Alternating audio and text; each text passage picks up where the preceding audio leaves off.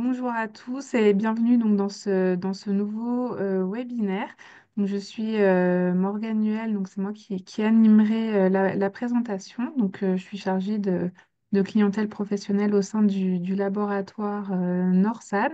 N'hésitez pas à poser des questions dans le chat.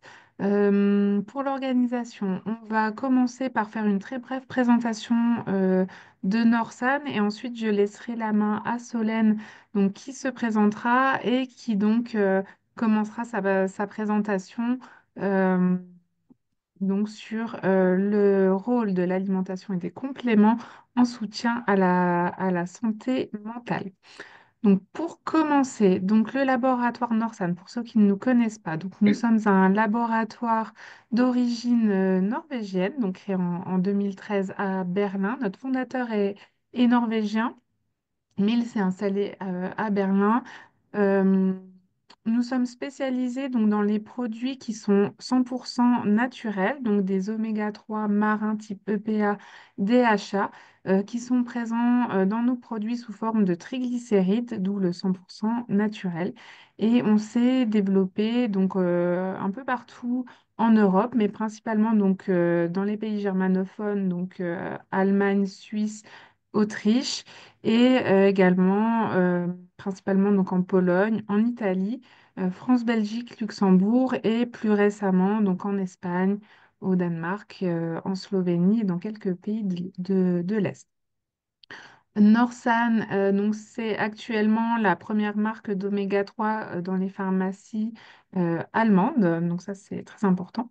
Et notre objectif premier, en fait, c'est d'éclairer, c'est d'informer sur le rôle des graisses dans notre organisme. C'est vraiment de sensibiliser sur l'importance de l'alimentation, le rôle qu'elle va jouer sur notre santé et sur notre bien-être et bien entendu d'expliquer pourquoi un apport en oméga 3 est très important et pourquoi il est important d'équilibrer son rapport entre oméga 6 et oméga 3. Voilà pour la présentation de Norsan. Donc, je vais désormais laisser la main à Solène. Je te laisse te présenter et commencer. Très bon webinaire à toi. Merci beaucoup Morgane et bonjour à toutes et à tous. Je suis ravie d'être ici parmi vous pour vous présenter un sujet qui me tient particulièrement à cœur, à savoir le rôle de l'alimentation et des compléments dans le soutien à la santé mentale, avec un focus plus spécifique sur la psychonutrition. De fait, je suis naturopathe spécialisée dans l'accompagnement des troubles en santé mentale, tels que le stress, les troubles anxieux et les troubles dépressifs, mais aussi le burn-out. Et j'accompagne et anime des formations en prévention santé mentale auprès de différents acteurs du médico-social, sanitaire, institutionnel et entrepreneurial. Alors, c'est un sujet qui résonne tout particulièrement pour moi sur trois aspects.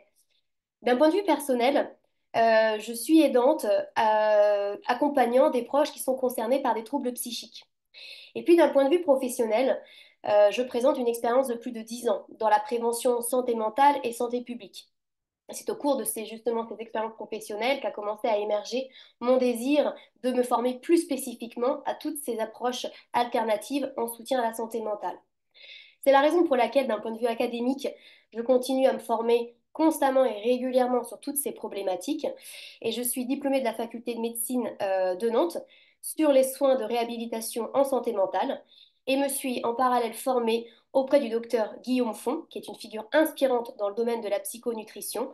Et c'est sur ces travaux que je vais m'appuyer largement pour vous présenter cette intervention. Alors d'avance, et j'ai envie de vous dire, rassurez-vous, si à l'issue de cette présentation, vous regardez votre assiette avec un petit peu de culpabilité, soyez à l'aise et soyez en bienveillance. On est véritablement là pour apporter des éléments de réflexion et ensuite de les intégrer autant que faire se peut dans notre quotidien et aussi auprès des personnes que nous accompagnons. Alors, effectivement, ce que je voudrais mettre en exergue, c'est que aujourd'hui, j'ai envie de dire heureusement et enfin, la santé mentale est devenue un enjeu majeur de santé publique à l'échelle mondiale et nationale. Si on reprend quelques données chiffrées qui reflètent de manière parcellaire la situation, on constate que les troubles dépressifs majeurs et les troubles anxieux figurent parmi les premières causes d'incapacité dans le monde. De fait, selon l'OMS toujours, une personne sur 8 présente un trouble en santé mentale, et on entend par là une altération majeure de la pensée, de la régulation des émotions et du comportement. Si l'on fait un focus en France, on constate que les troubles en santé mentale sont responsables de 35 à 45% de l'absentéisme au travail et que d'un point de vue économique, en 2023, le coût direct et indirect des maladies psychiatriques est estimé à 163 milliards d'euros, en hausse donc de 50% par rapport à 2012. De manière plus dramatique encore, au niveau des chiffres concernant le suicide, en France, on enregistre environ 9 300 suicides et 200 000 tentatives de suicide par an, soit 24 décès par jour. Vous avez 10% de la population française qui consomme aussi quotidiennement des antidépresseurs. Et je ne parle pas non plus des chiffres qui sont liés aussi à la santé mentale des jeunes, qui ont été vraiment mis en exergue suite à la période de la Covid. Donc, loin de moi l'idée de brosser un portrait dramatique, mais bien au contraire, de souligner l'importance de la santé mentale et l'impact significatif des troubles en santé mentale sur les individus et la société. Aussi, ce que je veux mettre aussi en évidence, c'est en santé publique et dans la littérature telle qu'elle est présentée, afin de préserver un état de santé satisfaisant, l'individu, il a besoin de trouver un équilibre entre les sources de stress ressenties dans son quotidien et les ressources mobilisées pour y faire face. Dans les sources, et plutôt dans les facteurs de protection de la santé mentale et physique, on recense ce que l'on appelle des saines habitudes de vie, parmi lesquelles on entend la pratique régulière d'une activité physique, un sommeil de qualité et une alimentation saine. Il est désormais entendu que la nutrition, ça constitue un levier fondamental pour améliorer le niveau de santé de la population et réduire par là même l'apparition et le développement de la plupart des maladies chroniques les plus fréquentes aujourd'hui. J'entends les cancers, les maladies cardiovasculaires, l'obésité, l'ostéoporose, les troubles métaboliques comme le diabète de type 2 ou l'hypercholestérolémie. Et la recherche en santé publique, qui s'est d'abord focalisée sur ces problèmes, s'élargit désormais à d'autres domaines, parmi lesquels on trouve les pathologies liées à la santé mentale, et on entend les troubles dépressifs, les troubles anxieux, mais aussi les troubles schizophréniques.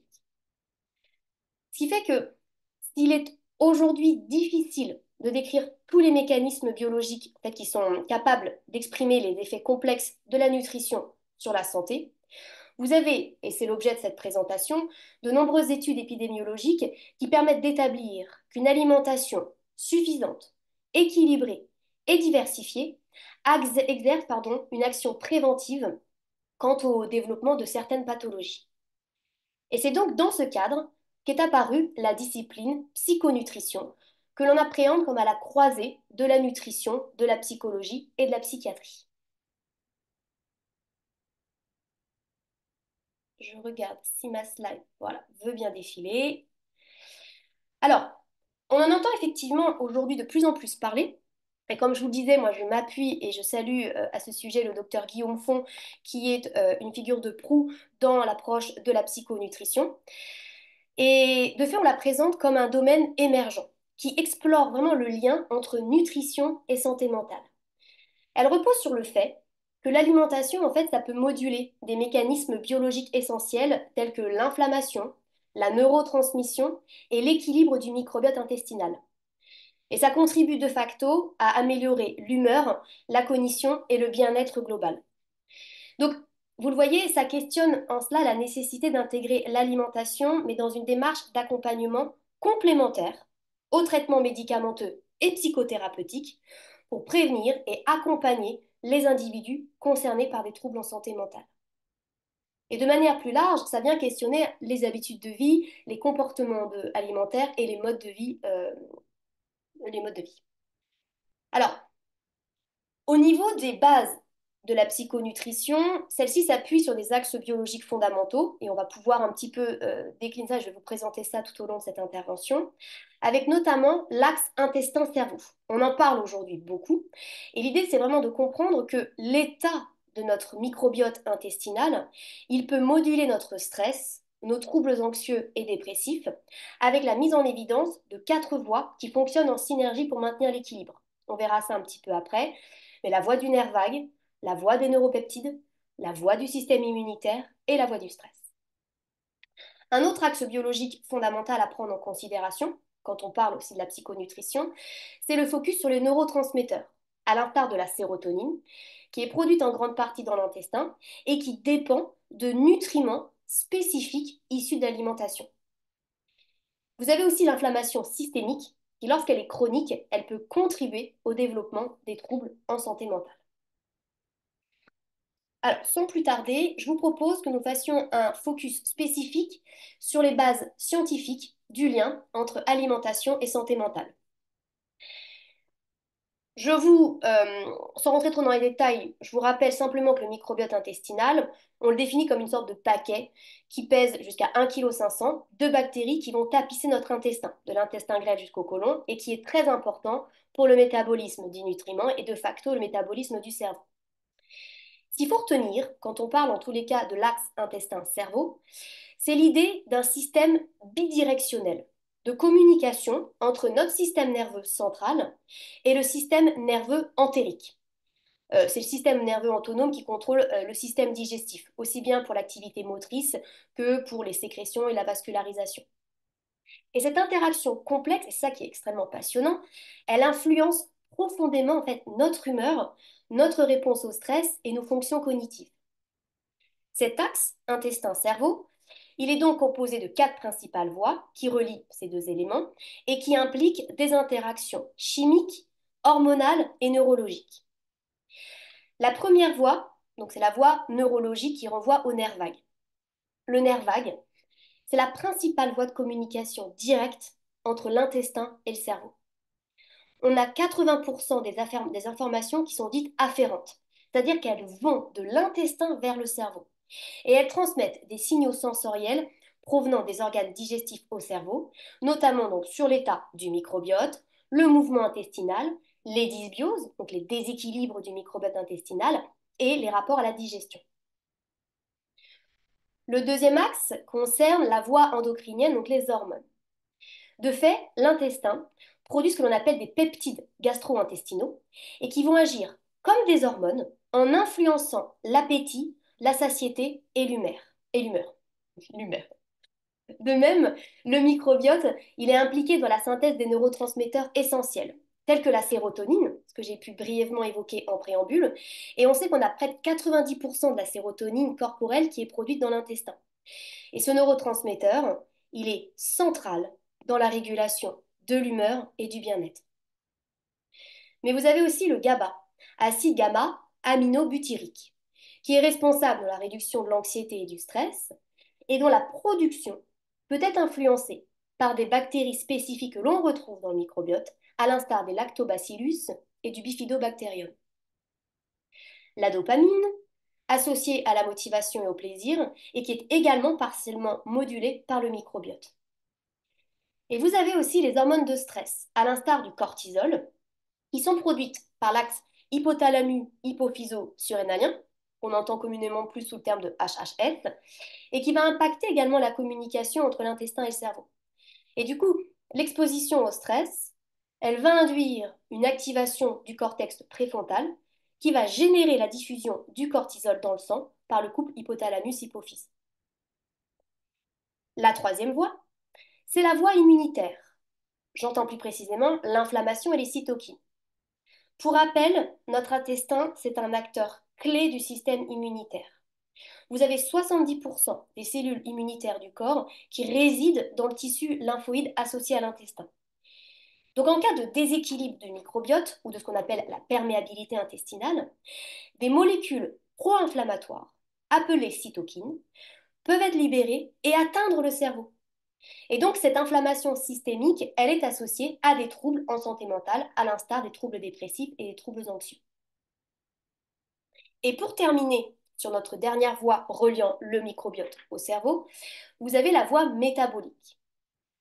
Les bactéries intestinales, elles produisent des métabolites comme les acides gras à chaîne courte, tels que l'acétate, le butyrate et le propionate, et qui influencent le fonctionnement du cerveau. Donc ces métabolites, elles vont agir sur l'intégrité de la barrière hémato-encéphalique, la neuroinflammation et la plasticité cérébrale. De même, vous avez d'autres composés comme les acides aminés, les vitamines et bien sûr les neurotransmetteurs, comme je vous le disais, qui sont également synthétisés et modulés par le microbiote et qui influencent le comportement.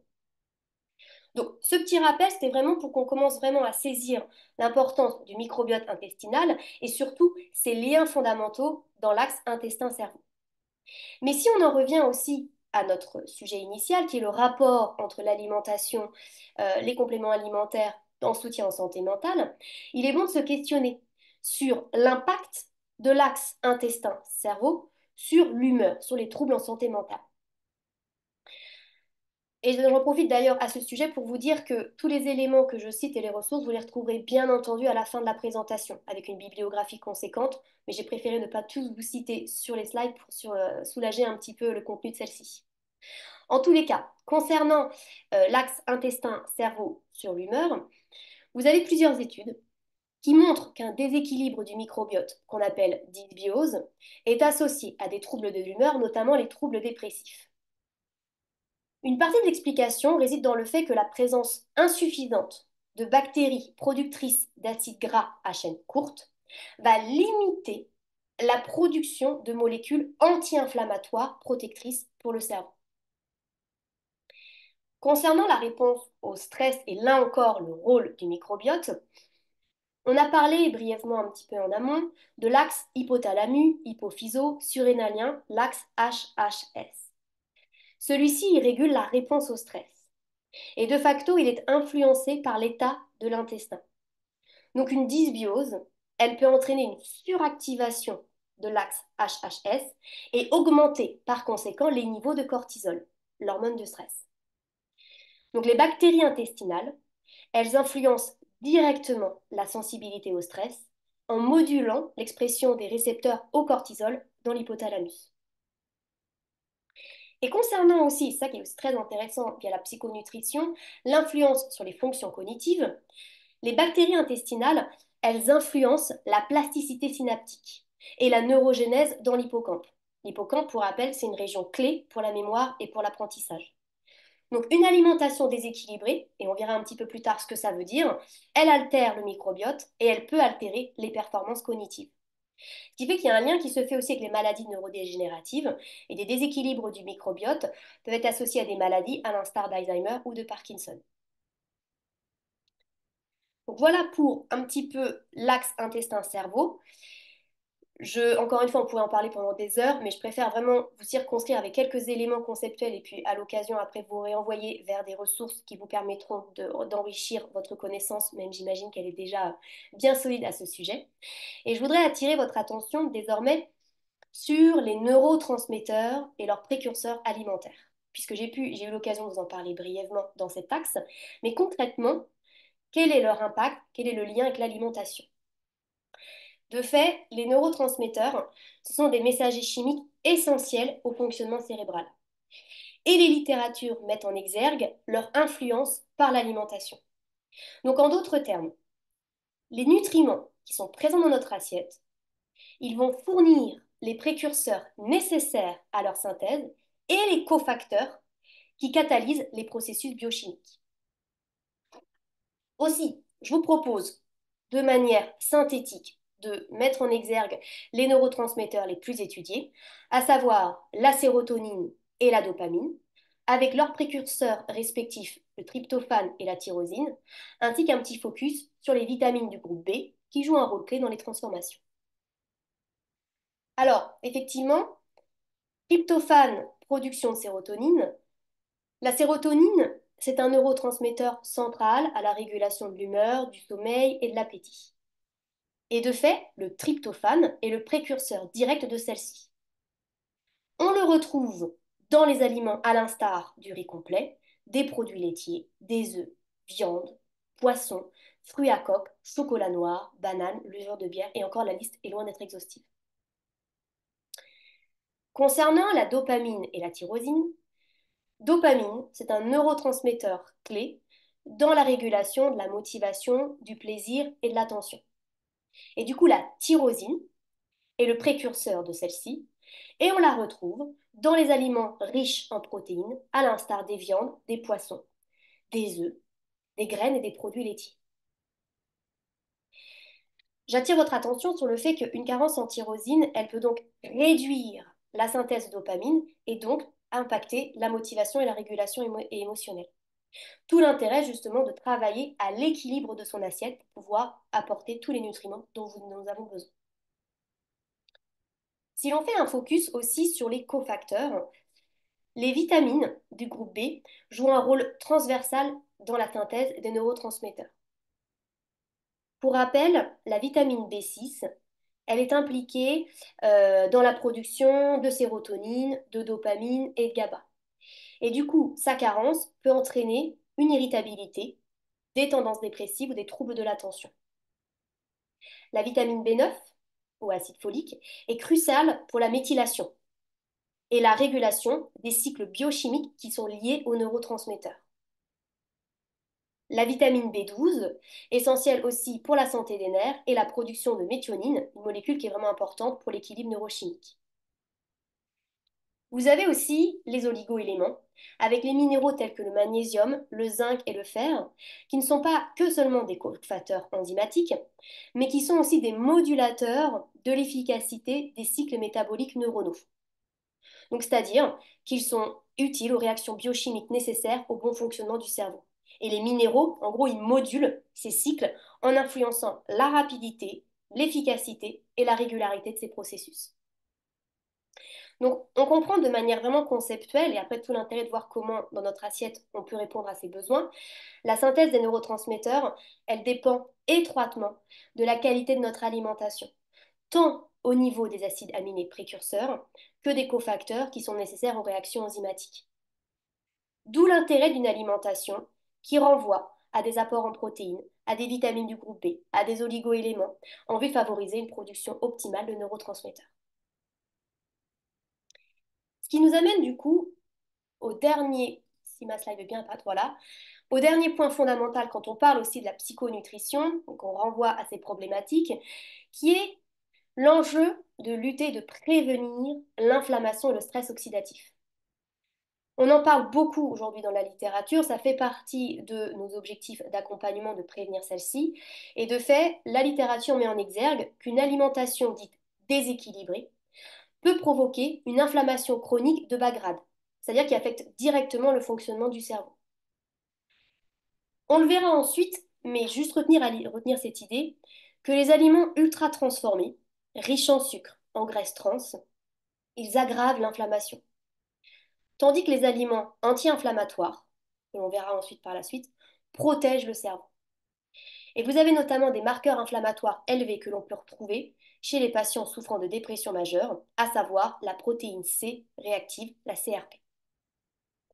Donc sans surprise, pour apporter une réponse au stress oxydatif, une alimentation qui est riche en aliments anti-inflammatoires, composée de fruits, de légumes, de poissons gras et de céréales complètes, d'épices notamment, aide à neutraliser les radicaux libres. Ça réduit par conséquent les dommages neuronaux et les risques de troubles en santé mentale. Ça contribue à réduire l'inflammation et à améliorer la santé mentale. Ce qui fait que vous le voyez, j'ai déjà commencé à dresser, à brosser le portrait des comportements alimentaires qui sont les plus bénéfiques pour notre soutien en santé mentale. L'attention du coup se porte sur les piliers de l'alimentation qui viennent soutenir la santé mentale. Et ce qui est vraiment intéressant, c'est qu'à partir de 2013, on a eu enfin des méta-analyses qui ont permis d'asseoir ou mettre en évidence plus précisément les types de nutriments adaptés à mettre dans notre assiette. Puisqu'en effet, jusqu'en 2013, malheureusement, les données scientifiques, elles étaient encore assez rares pour bien évaluer l'impact de l'alimentation et sur l'humeur. La source que j'ai quand même mis en évidence sur les slides, c'est une méta-analyse de 2014 que je considère comme vraiment fondamentale parce qu'elle met en évidence que la consommation de fruits, de légumes, de graines entières et de poissons est associée à un risque réduit de dépression. Aujourd'hui, il est enfin communément établi qu'une alimentation qui est riche en végétaux et en fibres, elle induit un meilleur état de bien-être et de santé mentale. Vous avez aussi une méta-analyse qui intégrait 21 études de 10 pays en 2017, qui a entériné aussi le fait qu'une alimentation caractérisée par une forte consommation, là encore, de fruits, de légumes, de céréales complètes, de poissons, d'huile d'olive, de produits laitiers à faible teneur en matières grasses et antioxydants, ainsi qu'une faible consommation d'aliments d'origine animale, était associée à une diminution du risque de dépression. Et la méta-analyse de 2019, sur laquelle j'attire votre attention, elle met en évidence que deux types de régimes, alors moi je préfère parler plus d'habitudes alimentaires, pour pas qu'il y ait une confusion après avec les visions de régime qu'on peut peut-être avoir dans nos pratiques, mais en tout cas les habitudes alimentaires qui ont prouvé leur efficacité dans la prévention et le traitement des symptômes anxio-dépressifs sont l'alimentation méditerranéenne et l'alimentation anti-inflammatoire. Peut-être là, comme ça ne paraît pas une surprise pour vous, mais en tous les cas, le fait que ce soit vraiment légitimé dans la littérature scientifique aujourd'hui, c'est essentiel pour pouvoir asseoir véritablement les conseils que l'on peut prodiguer aux personnes que l'on accompagne. De fait, quand on parle d'une alimentation méditerranéenne, on entend la sélection de grandes quantités de légumes de saison, dont certains qui vont être crus afin de préserver les probiotiques. On entend des fruits frais, on entend des noix, de la salade hypocalorique, une consommation modérée de viande, de poisson, de produits laitiers, le tout cuisiné notamment avec de l'huile d'olive. La méta-analyse de 2021, elle a vraiment conclu à l'efficacité et à l'efficience de tous ces éléments-là, pour contribuer à accompagner et à minimiser les symptômes en lien avec les troubles dépressifs. On est sur une réduction du risque de dépression incidente à hauteur de 33%. Et de fait, vous avez d'autres études complémentaires qui mettent en exergue que les noix, qui contiennent notamment des acides gras insaturés, des polyphénols et des vitamines, elles pourraient avoir un effet protecteur contre les troubles de l'humeur et notamment cognitifs. Quand on parle aussi donc de régime méditerranéen, on entend aussi parler d'habitudes autour de l'alimentation anti-inflammatoire. Et j'ai pu effectivement commencer à vous en parler quelques slides auparavant. En fait, l'alimentation anti-inflammatoire, elle repose vraiment sur l'idée que l'adoption d'une alimentation apaisant le processus inflammatoire qu'on a vu lors de la présentation justement autour du microbiote, ça pourrait réduire l'intensité des symptômes pour les troubles en santé mentale.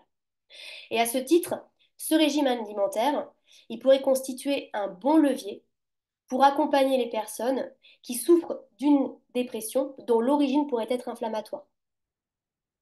Et là, on est sur une réduction d'un risque de dépression incidente à hauteur de 24%. J'attire toujours votre attention de fait sur le fait que ces idées soient complémentaires à d'autres accompagnements qui sont proposés par les praticiens en santé. Donc l'alimentation, pour rappel, effectivement, elle peut vraiment déclencher une inflammation au niveau de l'intestin. Quand les aliments qui sont peut-être soit trop transformés, trop riches en sucre ou graisses saturées, en additifs ou en allergènes. Et ce qui fait que l'inflammation, elle va se propager sous la forme d'une inflammation généralisée dans le sang, quand la barrière de l'intestin devient perméable. Donc, c'est la raison pour laquelle il y a un enjeu fondamental à travailler sur une alimentation anti-inflammatoire pour prévenir du coup ce phénomène. Pour citer les travaux du docteur Guillaume Font et en écho aussi avec d'autres sources littéraires, les recommandations générales qui concernent l'alimentation inflammatoire, elles reposent sur la consommation en moyenne de 5 à 9 portions de fruits et de légumes riches en antioxydants, sur le conseil de limiter la consommation d'aliments riches en acides gras oméga 6 et d'augmenter la consommation d'aliments riches en acides gras oméga 3, avec notamment la consommation d'huile végétale crue, première pression à froid. On a aussi la consommation de protéines telles que les légumineuses et le soja, la consommation de céréales complètes riches en fibres et l'utilisation de condiments reconnus comme ayant des propriétés anti-inflammatoires à l'instar du curcuma. Là encore une fois, j'insiste sur le fait qu'on a ici des conseils qui ont été légitimés avec des métadonnées, mais en l'occurrence qui nécessitent un accompagnement personnalisé pour chaque individu que l'on est amené à accompagner.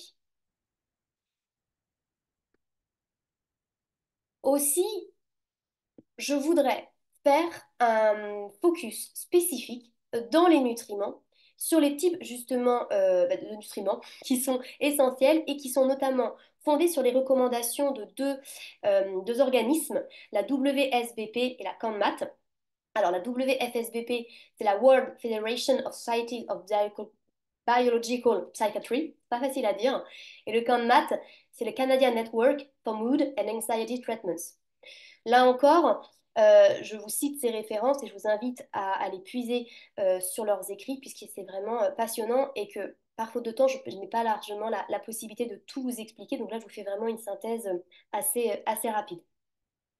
Néanmoins, il y a un consensus qui est établi fondamental sur justement le rôle des acides gras oméga 3, EPA et DHA, comme composants structurels et fonctionnels du cerveau, mais comme soutien à la santé mentale. De fait, ils influencent directement la chimie cérébrale et la structure neuronale. Alors, pour rappel assez synthétique et rapide, le DHA, c'est un constituant principal des membranes neuronales.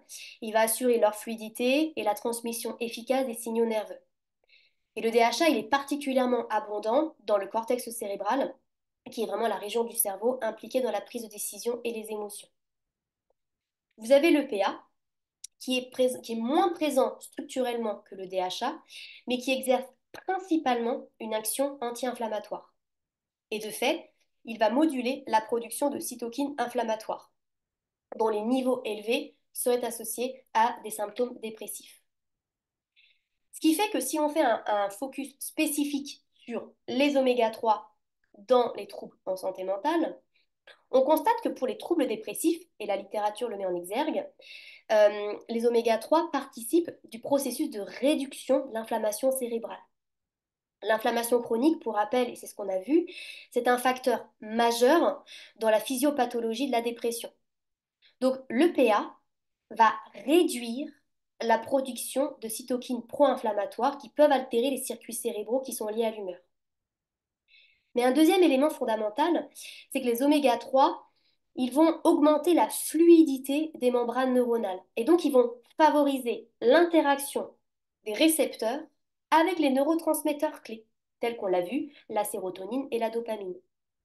Et du coup, une meilleure activité de la sérotonine est associée à une réduction des symptômes dépressifs. Concernant la régulation aussi des niveaux de cortisol, le DHA, il va diminuer la réactivité de l'axe HHS, ce qui réduit les niveaux de cortisol, donc l'hormone du stress. Et cette action, elle est bénéfique pour atténuer les symptômes d'anxiété qui sont liés à une réponse excessive au stress. Donc là, c'est pour les mécanismes d'action tels quels. Dans les effets cliniques, et ce que la littérature nous montre, c'est que pour les troubles dépressifs, les études mettent en évidence qu'une supplémentation en EPA à hauteur d'1 gramme par jour, seule ou combinée au DHA à hauteur de 400 mg par jour, ça réduit les symptômes de dépression, notamment dans les cas modérés à sévères. La méta-analyse qui est publiée en 2018 démontre notamment que les formulations riches en EPA sont particulièrement efficaces pour traiter donc les troubles dépressifs majeurs.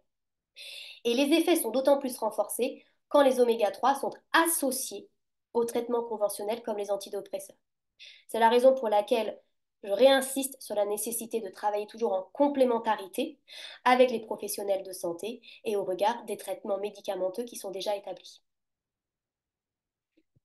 Concernant les troubles anxieux, vous avez une étude de 2018 qui a démontré, là encore, que les oméga 3 réduisent significativement les symptômes d'anxiété, avec notamment des effets plus importants pour les patients qui vont recevoir plus de 2 grammes par jour. Avec des formules, d'ailleurs, je précise, je ne sais pas si je l'ai mis sur mon PowerPoint, mais avec des formules plus efficaces, avec une concentration donc riche en DHA pour les troubles anxieux. Parce que de fait, la DHA semble jouer un rôle clé dans la diminution de l'hyperactivité de l'amygdale. C'est une région du cerveau donc, qui est impliquée dans les réponses émotionnelles dites intenses. Et puis, au niveau des troubles bipolaires, pour les patients qui sont atteints de troubles bipolaires de l'humeur avec des niveaux très bas d'oméga 3, en particulier de DHA, la supplémentation en oméga 3, elle est recommandée pour l'amélioration des symptômes autour de la dépression bipolaire. Alors, sans surprise, où est-ce qu'on peut trouver justement des oméga 3? Je dis sans surprise parce qu'aujourd'hui, on a de plus en plus ce réflexe et on commence à avoir l'identification des sources les plus adaptées. On a les poissons gras, saumon, maquereau, sardines, harengs, mais j'insiste et je vous invite à questionner effectivement la provenance, sachant qu'en plus on a ces problématiques d'intoxication des mers avec les métaux lourds. Donc on peut avoir la possibilité de se supplémenter avec les huiles de poisson ainsi que les algues marines. Et donc pour les apports recommandés, pour des personnes que je qualifierais en situation de hors trouble en santé mentale, les experts recommandent un apport quotidien de 200 à 500 mg combinés d'EPA et DHA. Et pour les troubles en santé mentale, les doses thérapeutiques recommandées sont plus élevées, avec, comme je vous le disais, 1 à 2 grammes d'EPA et DHA par jour, souvent donc, et qui sont souvent utilisés, mais toujours sous supervision médicale. Et dans la manière de les prendre, c'est recommandé dans la journée, même si on a identifié que pour des personnes souffrant de troubles du sommeil, il y avait la possibilité de le prendre 2 heures avant l'heure du coucher, puisque les oméga 3 sembleraient réagir avec la mélatonine. Alors, pour terminer sur ce focus sur les oméga 3, mais qui est vraiment pour moi un message d'espoir dans les problématiques en lien avec la psychonutrition et dans la légitimité de certains nutriments par la littérature scientifique pour accompagner au mieux les personnes qui nous viennent nous consulter. Rappelez tout de même que les bénéfices des oméga 3, vous en doutez bien, ils peuvent varier en fonction de la gravité des troubles, mais des différences aussi individuelles par rapport aux capacités de métabolisme des acides gras. Et une supplémentation excessive, elle peut entraîner aussi des effets secondaires légers, comme des troubles digestifs, ou dans de très rares cas, moi à ma connaissance, je n'en ai encore jamais vécu, mais je garde ça vraiment à l'esprit, des interactions avec des anticoagulants. Voilà, donc là, c'était une présentation assez large, mais qui me semblait intéressante vraiment autour des acides gras oméga 3, puisque, encore une fois, on est sur un réflexe qu'on peut maintenant intégrer dans nos accompagnements et qui sont vraiment bien bordés par une littérature et des données de preuve qui sont très satisfaisantes. Si on continue un petit peu notre voyage par rapport aux nutriments, je voudrais aussi attirer votre attention sur les vitamines et les minéraux essentiels qui sont vraiment des alliés pour le cerveau. Et j'avais envie de faire un focus notamment sur la vitamine D, dont on entend effectivement de plus en plus parler. Alors, la vitamine D, qui est aussi identifiée comme la vitamine du soleil, on le sait, elle joue un rôle crucial, non seulement dans la santé osseuse, mais également dans le fonctionnement optimal du cerveau et la régulation de l'humeur. Donc, une carence en vitamine D a été associée à divers troubles de santé mentale, notamment les troubles dépressifs et les troubles anxieux, ainsi que certaines pathologies neurodégénératives. Pour rappel, la vitamine D, elle agit comme une neurostéroïde.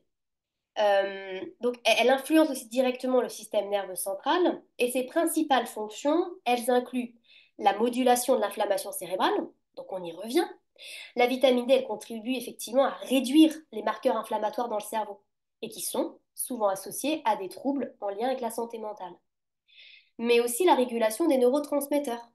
Elle va favoriser la production de la sérotonine, notre fameux neurotransmetteur essentiel à la gestion de l'humeur, du sommeil et de l'appétit. Et puis, c'est un support des fonctions cognitives.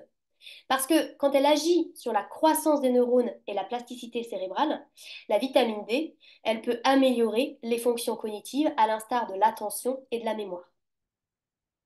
Alors concernant les troubles dépressifs, et là encore, la recherche en psychonutrition étant en plein développement, on espère qu'il y ait de plus en plus d'études qui permettent d'asseoir encore plus les données de preuve.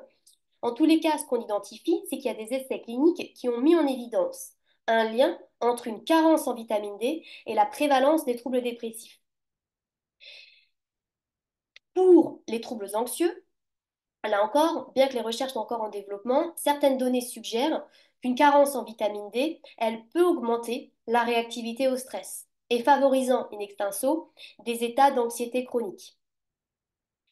Donc la supplémentation, elle pourrait vraiment atténuer, comme vous pouvez le voir, les symptômes d'hypervigilance et d'irritabilité en adjonction au traitement. Et puis pour les troubles neurodégénératifs, là, on a effectivement un rôle protecteur contre les maladies telles que, enfin, contre, auprès des maladies telles qu'Alzheimer et Parkinson, avec la réduction de l'accumulation des plaques amyloïdes, voilà, qui seraient moins susceptibles de se former lorsque les niveaux de vitamine D sont adéquats, avec le maintien de la communication neuronale, puisque la vitamine D, elle protège les connexions entre les neurones. Pour du coup le dosage en tant que tel, et selon la littérature, chez les individus qui sont concernés par des troubles en santé mentale, on recommande un dosage de 1500 à 4000 UI par jour, bien que des ajustements, et j'insiste encore là-dessus, puissent être nécessaires en fonction des niveaux sanguins. Alors il y a aussi tout un débat entre guillemets qui se fait entre une supplémentation bimensuelle, mensuelle et quotidienne. Pour ma part, moi, j'ai tendance à conseiller une supplémentation quotidienne avec un dosage autour de 2008 par jour. Dernier point, effectivement, tout l'intérêt en tous les cas de vraiment prendre de la vitamine D en synergie avec le magnésium. Cela me permet du coup justement de faire la transition, si ma slide veut bien défiler, voilà, avec le magnésium. Alors pareil, ça c'est hyper intéressant. Le magnésium à ce jour, bien que la prise auprès du grand public, elle soit couramment effectuée et recommandée, à ce jour, on n'a pas forcément de données probantes qui permettent d'entériner le rôle du magnésium dans l'accompagnement des troubles en santé mentale. Et pourtant, le magnésium, il participe à plus de 300 réactions enzymatiques, y compris celles qui sont liées à la régulation des neurotransmetteurs. Si on fait un focus dans l'accompagnement au stress, on voit que le magnésium, il participe de la régulation de l'axe HHS. Donc, il agit comme un modulateur de cet axe qui contrôle la réponse au stress. Et du coup, en cas de stress chronique, cet axe, il est souvent hyperactif et il entraîne une surproduction de cortisol. Donc, le magnésium, il va aider à rétablir l'équilibre en diminuant cette hyperactivité. Pour les neurotransmetteurs aussi, le magnésium, il favorise la production de GABA. Donc, pour rappel, c'est le neurotransmetteur inhibiteur qui va vraiment calmer le système nerveux central. Donc, une carence en magnésium, elle pourrait réduire l'activité du GABA, entraînant une augmentation, par un jeu de bascule, de l'anxiété et de l'irritabilité. Et puis, dans la réduction des marqueurs d'inflammation, le stress chronique, on l'a vu, il augmente les niveaux de cytokines pro-inflammatoires, qui peuvent donc impacter négativement l'humeur et la cognition. Donc le magnésium, il réduirait cette inflammation en modulant les réponses immunitaires. Mais le magnésium, encore une fois, au-delà je ne peux pas lister toutes les réactions et toutes les ressources qu'il apporte, mais en tous les cas, ne serait-ce que dans l'amélioration du sommeil, il a un rôle d'induction autour de la relaxation musculaire, puisqu'il va réguler les flux de calcium et de potassium dans les cellules musculaires. Et cette action, elle aide vraiment à relâcher les tensions physiques qui sont souvent liées à des troubles du sommeil. Par ailleurs, il joue aussi un rôle indirect dans la production de mélatonine, qui est l'hormone responsable de la régulation des cycles veille-sommeil. Donc, une carence en magnésium, elle pourrait entraîner un déséquilibre dans ce processus, perturbant l'endormissement et la qualité du sommeil. Et donc, en favorisant la relaxation et en diminuant le niveau d'excitation nerveuse, le magnésium contribuerait à un sommeil plus profond et continu. Dans les apports alimentaires, pour trouver du magnésium, on est autour donc des consommations de graines, comme vous pouvez, oui, graines de citrouille, graines de tournesol, graines de chia, les fruits secs, à l'instar des amandes, noix de cajou, noisettes. On a les légumes, bien sûr, épinards, choux frisés, blettes, les céréales complètes et le chocolat noir, mais avec un minimum de 70% de cacao. Et donc, dans l'apport quotidien recommandé, on serait autour de 250 à 300 mg par jour selon l'âge et le sexe. Alors, j'imagine que vous le savez déjà, mais en tous les cas, il y a des formules qui sont plus adaptées pour notre organisme, qui présentent une excellente biodisponibilité, à l'instar du bisglycinate de magnésium. Moi, c'est la formule que je recommande à tous les consultants et qui, pour moi, est particulièrement adaptée pour réduire le stress et améliorer le sommeil. Le citrate de magnésium, il est bien absorbé aussi. Par contre, il induit des effets sur le transit. Il accélère celui-ci. Et puis, vous avez d'autres formules de magnésium qui sont proposées, en sachant que, encore une fois, en cas d'insuffisance rénale, il faut toujours adapter le dosage avec le médecin et la pharmacien. D'où ce message que j'ai encore à cœur de transmettre pendant cet échange, enfin, pendant cette présentation, c'est qui est que nous travaillons en étroite complémentarité avec les autres professionnels de la santé. On est vraiment dans une, pour ma part, je milite pour une volonté d'homogénéiser nos pratiques et d'être dans une complémentarité pour pouvoir apporter toutes les ressources complémentaires pour soutenir au mieux les personnes qui viennent nous consulter. Ça, c'était le petit message de rappel, prévention, militant. Mais en tous les cas, dans les autres précautions par rapport au magnésium, rappel, la supplémentation en magnésium, par le biais de formes moins assimilables, donc peut provoquer des effets laxatifs. Donc c'est vraiment du cas par cas avec chaque individu en prenant en considération les formules les plus adaptées. Un autre élément qui est hyper important aussi, c'est qu'il y a une incompatibilité avec le fer et le calcium. C'est-à-dire que vous pouvez prendre évidemment ces formules, mais il vaut mieux espacer les prises de chacune d'entre elles de 3 à 4 heures dans la même journée. Et puis, pour certains antibiotiques, le magnésium peut réduire l'absorption de certains d'entre eux, à l'instar des tétracyclines ou du fluoroquinolones, s'ils sont pris en même temps. Donc pour le coup, voilà, toujours en accord avec votre médecin, enfin avec les médecins, pour pouvoir apporter un dosage le plus adapté aux personnes. Voilà, donc là encore une fois, moi j'attends avec grande impatience l'émergence de nouvelles recherches et d'un état de données qui soit suffisante pour pouvoir encore une fois proposer de manière assurée l'accompagnement du magnésium dans les formes de prescription et de propositions que l'on fait auprès des personnes que l'on accompagne. Alors quand on parle évidemment du microbiote, quand on parle de la psychonutrition, on parle aujourd'hui, et c'est d'autant plus intéressant, des probiotiques et des psychobiotiques sur la santé mentale. Juste pour faire un petit rappel, les aliments qui sont riches en prébiotiques. Donc les prébiotiques, on le rappelle, des composés d'origine alimentaire qui sont principalement des fibres non digestibles et qui servent de nourriture à certaines bactéries qui sont déjà présentes dans notre microbiote intestinal. Eh bien, ces aliments-là, à l'instar de l'oignon, de l'ail, de la banane, de la chicorée, du blé et de certaines céréales, elles donc nourrissent le microbiote, elles favorisent la croissance de bactéries bénéfiques, ce qui engendre des effets positifs sur la santé mentale. Le mécanisme, en fait, c'est vraiment les fibres alimentaires qui fermentent dans l'intestin et ça produit des acides gras à chaîne courte qui viennent soutenir la barrière intestinale et réduire l'inflammation systémique et cérébrale, comme j'ai eu l'occasion de vous en parler au tout début de la présentation. Donc, quand on parle des prébiotiques, on pense aussi aux probiotiques.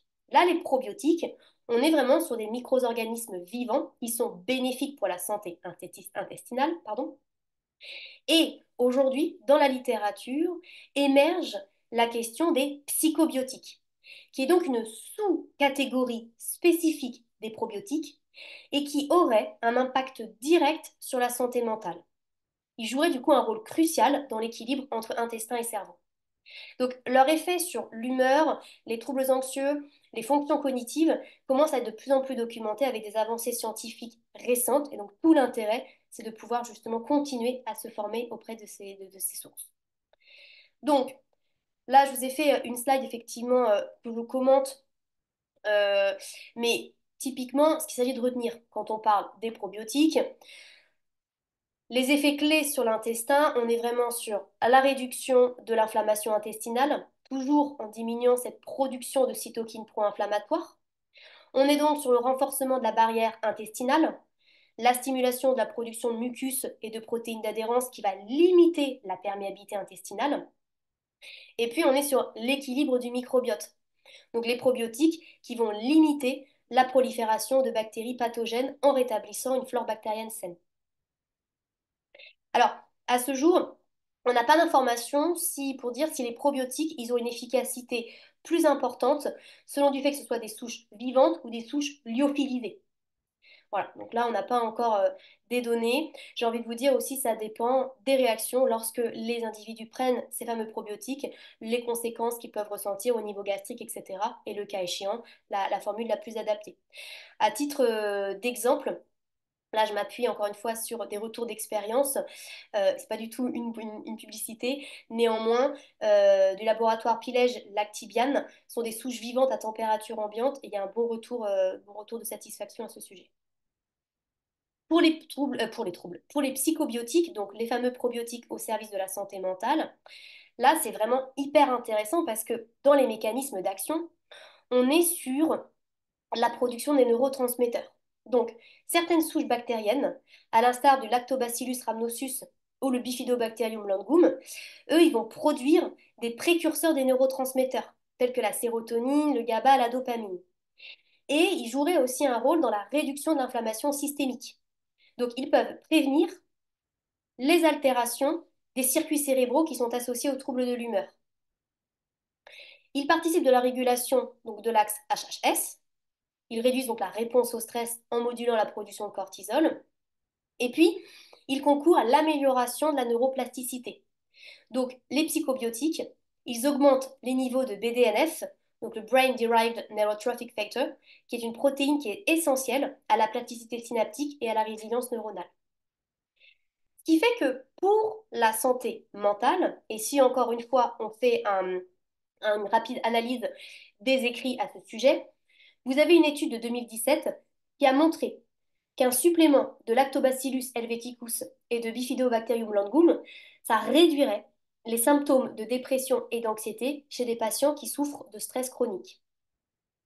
Pour les patients dépressifs, il y a aussi des études qui ont été effectuées. Un essai clinique a été effectué avec une combinaison de prébiotiques de type FOS, combinés donc à d'autres souches, pendant 6 semaines. Pareil, des études ont été effectuées pour des patients qui souffraient de troubles dépressifs avec un syndrome de l'intestin irritable qui est corrélé, et on leur avait conseillé donc la prise de Bacillus coagulans pendant 3 mois. Pour les femmes qui présentent une dépression postpartum, il y a des recherches en cours sur l'efficacité de l'administration du Lactobacillus rhamnosus pour accompagner les dépressions et l'anxiété corrélées pendant 45 semaines. Et les résultats qui ont été extraits sont plutôt positifs quant à l'administration de cette souche. Donc les effets bénéfiques, ils sont vraiment attribués à la modulation du microbiote intestinal et ils favorisent la production de sérotonine et la diminution donc de l'inflammation. Concernant les troubles anxieux, les souches, à l'instar du Bifidobacterium brevet et Rhamnosus, ont démontré leur capacité à réduire les comportements anxieux dans des modèles animaux et humains. Et donc, ils agiraient en renforçant la barrière intestinale et en modulant les réponses neuroendocrines au stress. Et puis, les psychobiotiques, pour les fonctions cognitives, ils favoriseraient une meilleure concentration et mémoire en diminuant les cytokines inflammatoires et en régulant les niveaux de neurotransmetteurs. Donc, ce que j'ai envie de vous dire là encore, c'est que sans tenter des expérimentations, toujours en complémentarité avec un accompagnement proposé par les médecins et aux professionnels de santé, il semblerait intéressant en tout cas de proposer un traitement probiotique d'essai au moins 8 semaines, si je m'appuie sur les travaux proposés par le docteur Guillaume Font, à tout patient qui présenterait une dépression caractérisée, en combinaison des traitements médicamenteux actuels, mais a fortiori si le patient il présente ce qu'on appelle des points d'appel digestifs ou des signes inflammatoires tels qu'une prise de poids ou d'autres perturbations métaboliques. Donc, pour pouvoir identifier les aliments qui sont riches en probiotiques et compléments, là, je vous ai mis quelques exemples, en sachant qu'aujourd'hui, on en parle de plus en plus et on en trouve de plus en plus. Les aliments fermentés, donc yaourt de lait de chèvre, de brebis, de kéfir, kimchi, choucroute, miso, tempeh, les boissons fermentées, les kombucha, les boissons lacto-fermentées. Et donc, vraiment, dans les compléments alimentaires, retenir que les suppléments multisouches contenant des lactobacillus et du bifidobacterium sont vraiment spécifiques, sont souvent utilisés pour soutenir la santé mentale. À ce sujet, je vous en reparle là à l'instant, mais le docteur justement Guillaume Font, il travaille sur des formules de compléments alimentaires pour soutenir les problématiques en santé mentale et il est en train justement de travailler à l'élaboration de formules qui reprennent ces suppléments multisouches. Et donc pour le dosage recommandé, pour un effet psychobiotique, on est sur des doses de 1 à 10 milliards d'UFC par jour qui sont généralement utilisées. Mais là encore, en termes de limite, vous le savez, les effets des psychobiotiques, en fait, elles varient selon les individus en raison des différences dans la composition initiale du microbiote. Par ailleurs, il y a des recherches qui sont en cours pour questionner sur l'utilisation prolongée considérés souvent comme nécessaires pour observer des effets durables sur la santé mentale. Alors, du coup, brièvement et rapidement, dans les autres formes de nutriments essentiels, de compléments, je voulais attirer votre attention notamment donc, sur les vitamines du groupe B, comme je vous le disais, qui sont présentes dans les céréales complètes, ça je ne vous l'avais pas dit en préambule, mais dans les légumes verts, les produits laitiers, le jaune d'œuf, les graines, les fruits. Et notamment, il y a des recherches qui sont en cours, notamment sur la folate, qui est la forme naturelle de la B9. Et elle serait essentielle à la synthèse de la noradrénaline, sérotonine et dopamine et au bon fonctionnement du système nerveux. Donc les données de preuve, elles sont actuellement faibles, mais il y a des réflexions en cours et des recherches en cours pour proposer l'administration de la folate P9 à des doses inférieures à 5 mg par jour ou du méthylfolate, donc ça c'est la forme active de l'acide folique, à des doses de 15 mg par jour, mais en adjonction des traitements antidépresseurs et potentiellement comme traitement d'un point de la schizophrénie, mais pour remédier aux symptômes négatifs. Les symptômes négatifs, c'est par exemple le repli sur soi, à titre d'exemple. À ceci près que ces éléments sont disponibles sur Internet, mais pas en pharmacie. Il y a un autre élément aussi qui est fondamental à prendre en compte, c'est le zinc. Brièvement, et pour rappel, le zinc, c'est un cofacteur dans la synthèse des neurotransmetteurs et il joue un rôle essentiel dans la modulation des réponses inflammatoires. Donc il y a de faibles niveaux de zinc qui sont associés à une augmentation des symptômes dépressifs. Si on les retrouve dans l'alimentation, notamment les huîtres, les champignons shiitake, la viande de bœuf, etc., il y a une méta-analyse qui met en évidence la possibilité ou le conseil d'une supplémentation sur une cure de 3 mois qui peut être conseillée. Concernant, alors là, c'est vraiment, c'est hyper intéressant, mais je vais essayer d'être la plus rapide possible. Pour le N-acétylcystéine, alors, c'est un complément alimentaire qui est dérivé de l'acide aminé cystéine et qui agit comme un précurseur du glutathion, donc le principal antioxydant de l'organisme. Cet acide aminé, il a des propriétés anti-inflammatoires, antioxydantes et glutamétergiques. Et il agirait sur la réduction du stress oxydatif et des dysfonctionnements liés au glutamate. Ce qui fait que dans les études qui sont en cours, et notamment avec les retours qui sont faits dans les centres experts pour la dépression résistante ou les troubles schizophréniques, les doses recommandées, elles seraient à autour de 1,2 à 3 grammes par jour en 2 prises matin ou midi, sous forme de poudre, pardon, pour une meilleure assimilation, dissociée du fer et du calcium. Et puis, il y a aussi des recherches qui sont en cours autour de la sarcosine et de la L-théanine. Donc là, c'est vraiment dans la modulation des symptômes psychotiques des troubles schizophréniques. Donc l'efficacité, pareil, on manque de données probantes. Donc l'efficacité est à confirmer pour la sarcosine, avec une prise à 2 grammes par jour en injonction en antipsychotiques. De même que pour la L-théanine, avec un effet sur les symptômes positifs, donc l'anxiété et la perturbation du sommeil.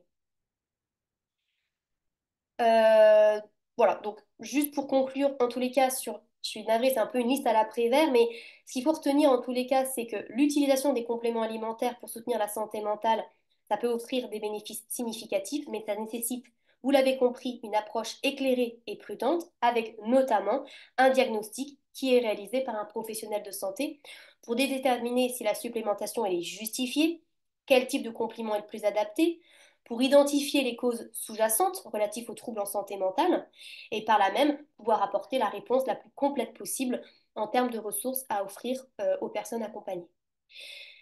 Faire attention aussi aux interactions possibles avec les traitements médicamenteux, puisque les compléments alimentaires ils peuvent influencer l'absorption, le métabolisme ou l'efficacité de certains médicaments. Ce qui nous amène du coup, si l'on parle d'aliments anti-inflammatoires, d'alimentation méditerranéenne, on met en exergue le rôle des nutriments, des fibres dans justement le soutien en santé mentale. Vous le doutez bien, de l'autre côté, certains aliments, à l'inverse, vont concourir à un déséquilibre psychologique et neurologique, à l'instar du sucre raffiné, des acides gras trans, etc. Leur consommation excessive, elle est associée à des altérations de l'humeur, une augmentation du stress, une baisse des performances cognitives et un risque accru de troubles en santé mentale, tels que la dépression et l'anxiété. Donc, très rapidement, le sucre raffiné, qui est présent dans de nombreux aliments transformés, confiserie, boissons sucrées, pâtisseries, Il impacte directement le cerveau et l'équilibre mental. On constate une dysrégulation de la glycémie. Le sucre raffiné, il provoque des pics rapides de glucose dans le sang, suivis de baisses brutales. Donc on est vraiment sur l'hypoglycémie réactionnelle.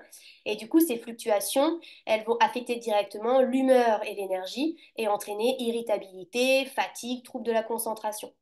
Et une glycémie instable, ça peut aggraver les symptômes des troubles anxieux et dépressifs.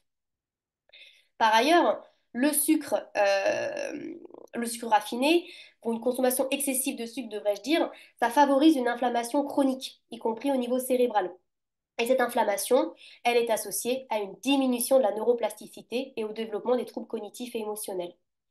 Ce qui fait que l'inflammation, elle pourrait aussi perturber l'axe intestin-cerveau en altérant le microbiote intestinal.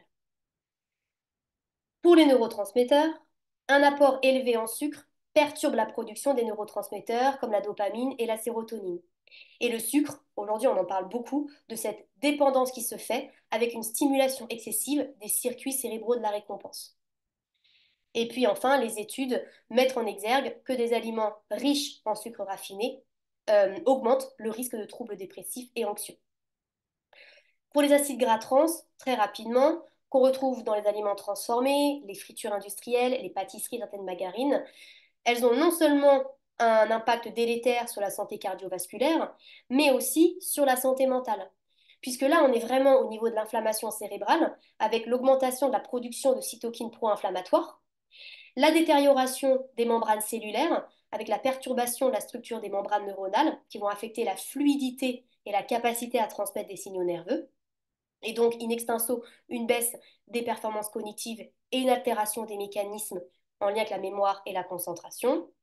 On a aussi un impact sur les neurotransmetteurs avec la réduction de la disponibilité des acides gras essentiels comme les oméga 3 et puis des études épidémiologiques qui là mettent un lien entre une consommation élevée d'acides gras trans et une prévalence accrue de troubles dépressifs. Et pour notamment aussi les troubles cognitifs et l'humeur, la consommation excessive de sucre et de graisse trans, elle est associée à une réduction du volume de l'hippocampe. Ces aliments ils peuvent donc accélérer les processus neurodégénératifs et concourir aussi à la diminution de la résilience au stress en perturbant les systèmes hormonaux et neurochimiques. Et puis, il y a des impacts aussi intergénérationnels, en ce sens que des études soulignent que les habitudes alimentaires maternelles qui seraient riches en sucre et en graisse trans pendant la grossesse peuvent influencer négativement le développement cérébral des enfants. Donc, en conclusion vraiment de tout ce gros passage, retenir que pour réduire les impacts négatifs, il est recommandé de remplacer le sucre raffiné par des sucres naturels non raffinés, privilégier des aliments à bas index glycémique bas, fruits frais, légumes, grains entiers, éviter les aliments transformés contenant des graisses trans et opter pour des sources de graisses saines comme les oméga 3 et augmenter la consommation d'aliments anti-inflammatoires et d'aliments en lien avec les habitudes autour du régime méditerranéen. J'en arrive juste à ma conclusion. Je voudrais effectivement sensibiliser vraiment, et c'était l'objectif de cet échange, enfin, de cette présentation, autour de la psychonutrition et de montrer son rôle fondamental, au-delà effectivement d'un accompagnement qui se fait toujours avec des professionnels de santé, mais un rôle essentiel dans la prévention des troubles en santé mentale. La psychonutrition, elle concourt à l'amélioration des facteurs de risque métabolique, donc on en a parlé, mais c'est aussi un soutien à la résilience mentale. Elle va soutenir la plasticité cérébrale, elle peut améliorer la résilience face au stress. Il y a un travail aussi sur la prévention des rechutes, c'est-à-dire que les ajustements alimentaires, ils vont pouvoir réduire la probabilité de rechute après une première dépression ou un épisode de troubles anxieux. Et la psychonutrition, elle s'intègre efficacement aux interventions psychologiques et psychiatriques en renforçant leur efficacité. Donc on a un travail sur l'optimisation des neurotransmetteurs, mais aussi la réduction des effets secondaires des traitements, puisqu'on a certains antidépresseurs qui peuvent impacter le métabolisme lipidique, et donc l'apport des oméga 3 en ce sens vont réduire leurs effets secondaires. Il y a un soutien aux fonctions cognitives dans le travail d'amélioration de la mémoire et de la concentration, et puis l'amélioration du sommeil. Ce qui fait que l'alimentation, on comprend aujourd'hui comme pilier d'hygiène de vie qui concourt aux ressources autour de la prévention santé mentale et l'accompagnement, ça joue un rôle central. Grâce à ces impacts, on l'a vu sur l'inflammation, le microbiote et les neurotransmetteurs. Le deuxième message que je voulais transmettre, c'est que les compléments alimentaires, ils peuvent être des alliés puissants, mais ils nécessitent une utilisation encadrée et en complémentarité avec les différents professionnels de santé. Et par ailleurs, au travail en définitive avec les problématiques d'ajustement nutritionnel, la psychonutrition, on est vraiment face à des perspectives qui sont extrêmement importantes pour l'avenir de l'accompagnement en santé mentale. Donc aujourd'hui, tout l'enjeu, c'est de pouvoir justement travailler dans nos défis et perspectives, à une standardisation des recherches, parce que les études, vous l'avez compris, enfin, elles souffrent d'un manque d'homogénéité méthodologique en termes de durée, de dosage, de population. Donc on n'est pas encore en capacité de pouvoir, encore une fois, asseoir l'utilisation de certains compléments qui pourtant peuvent être déjà un petit peu employés. On parlait du magnésium. Les futures recherches, elles devraient aussi explorer le rôle de la nutrition dans les troubles autour des troubles schizophréniques ou les troubles bipolaires, où là encore, on a des données de preuve qui sont assez limitées. Et puis d'un point de vue enfin sociétal, le lien entre alimentation et santé mentale, ça ouvre la voie à des politiques publiques qui vont favoriser une alimentation équilibrée pour prévenir les troubles en santé mentale dans les populations vulnérables, mais pas que. Donc ça vient questionner la manière dont on appréhende la problématique de l'alimentation dans notre quotidien, à la fois en tant que professionnel, mais aussi en tant qu'individu concerné par des enjeux sociétaux. Je vous remercie beaucoup pour votre attention et je m'arrête là. Merci beaucoup, Solène. C'était hyper intéressant. Il y a énormément de retours très, très positifs dans le chat. En raison de l'heure. Je vous propose en fait de passer directement aux questions pour la présentation en fait des produits Norsan. Tout sera indiqué dans le mail. Ce qu'il faut retenir, c'est que, comme dit au début, on est sur des produits qui sont 100% naturels sous forme de triglycérides avec de la 808 de vitamine D naturelle avec un indice Totox qui est très faible, donc inférieur à 10 pour l'ensemble de nos produits. Avec également une option vegan, hein, on a un produit à base d'algues et donc des produits qui sont hautement dosés en EPA, en DHA avec 2000 mg par dose quotidienne, des certifications IFOS Friends of the Sea pour la préservation des fonds marins, donc on garantit la pêche sauvage sans destruction, hein, bien entendu, et des huiles avec qui a les notes maximales sur les standards de qualité. Merci beaucoup, Solène. Euh, donc, il y a eu énormément de retours très positifs. Les participants sont vraiment très contents et te félicitent. Merci beaucoup. Euh, je vais vous laisser. Donc, je vous donne rendez-vous donc, pour un prochain webinaire ou pour une prochaine intervention. N'hésitez pas à contacter Solène si vous avez d'autres questions. Comme dit, le replay sera envoyé. Alors, soit cet après-midi, soit demain, ça dépend aussi, Solène, si tu as le temps de répondre aux questions cet Ouais. après-midi ou pas. Demain, si Euh, possible. voilà. Donc, en tout cas, il sera envoyé très rapidement. Il sera disponible sur YouTube également.